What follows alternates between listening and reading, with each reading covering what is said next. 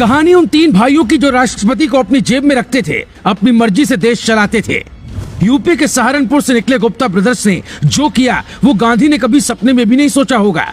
जूते की दुकान से ऊंचे ऊंचे मकान और अरबों की कंपनियां तक कैसे पहुंचे करप्शन किंग गुप्ता ब्रदर्स। साल 1983 में जब गांधी जी साउथ अफ्रीका गए तो उन्होंने सोचा भी नहीं होगा कि 100 साल बाद उनके देश से एक ऐसा लड़का निकलेगा जो वहां की सरकार चलाने लगेगा, सिस्टम को धत्ता बताने लगेगा। छोटे मोटे अधिकारियों और नेताओं की तो बात ही क्या, सीधा राष्ट्रपति को ही अपनी जेब में कर लेगा। ये कहानी उन तीन भाइयों की है जिन्होंने 25 साल तक साउथ अफ्रीका में ऐसी धाक जमा कर रखी कि बड़े बड़े मंत्री भी इनसे डरते थे। प्रिटोरिया एयरबेस जो वहां के वीवीआईपी के लिए था, वहां ये खुद विमान से उतरते थे। इनका रसूख कैसा था वो हम आपको बताएं, उससे पहले जान लीजिए कि अभी क्या हुआ है, ताकि आपको सारी कहानी आसानी से समझ आ सके।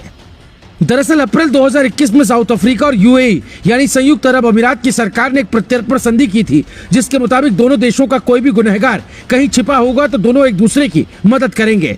4 साल से गुप्ता ब्रदर्स की तलाश में जुटी साउथ अफ्रीका की पुलिस को दुबई पुलिस ने कहा कि हमने अतुल गुप्ता और राजेश गुप्ता को गिरफ्तार कर लिया है। अजय गुप्ता के बारे में अभी कोई जानकारी नहीं है। जैसे ही गिरफ्तारी की बात सामने आई, हर तरफ गुप्ता ब्रदर्स की चर्चा होने लगे।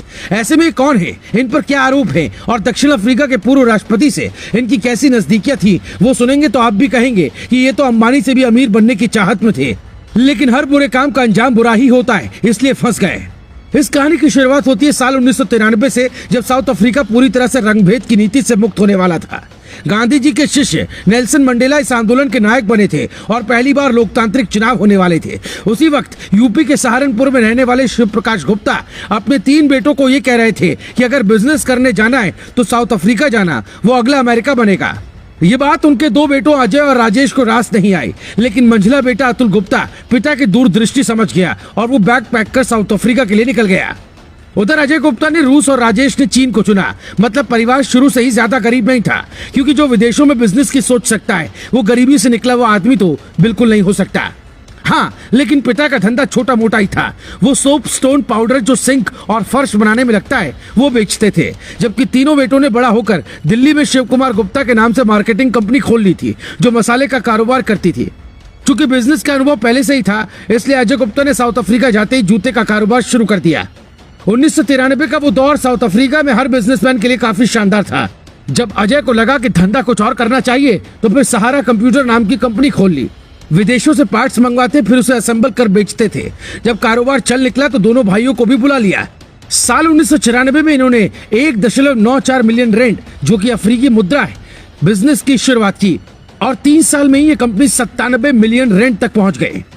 अब तक इनका रोल सिर्फ बिजनेस में था, तभी नेताओं से मुलाकात का सिलसिला शुरू हो गया। जैकब जुमा जो वहां के राष्ट्रपति बनने का सपना देख रहे थे, उनसे इन गुप्ता भाइयों ने अच्छी दोस्ती कर ली, क्योंकि इन्हें कारोबार में मदद चाहिए थी और उन्हें अपना प्रचार। गुप्ता भाइयों ने प्रचारक के लिए एक अखबार द न्यूज एज और एक चैनल ANN 7 खोल दिया। इसमें इतना प्रचार हुआ कि आगे चलकर जैकब जुमा उपराष्ट्रपति से सीधा राष्ट्रपति बन गए। हालांकि उससे पहले भी नजदीकियां तो थी ही, लेकिन फायदे नहीं मिल रहे थे। अब राष्ट्रपति बनने के बाद तो जैकब जुमा दूसरे देशों के दौरे पर भी जाते तो ये गुप्ता ब्रदर्स उनके साथ होते थे। न ये नेता थे, न मंत्री और न ही अधिकारी, फिर भी जैकब जुमा का हर फैसला इनकी अनुमति से ही होता था। कहते हैं कि गुप्ता ब्रदर्स ने एक सरकारी बैंक से करीब 1 अरब 36 करोड़ का लोन यूरेनियम की खान खरीदने के लिए लिया था और इसके लिए रूस से न्यूक्लियर डील जरूरी थी।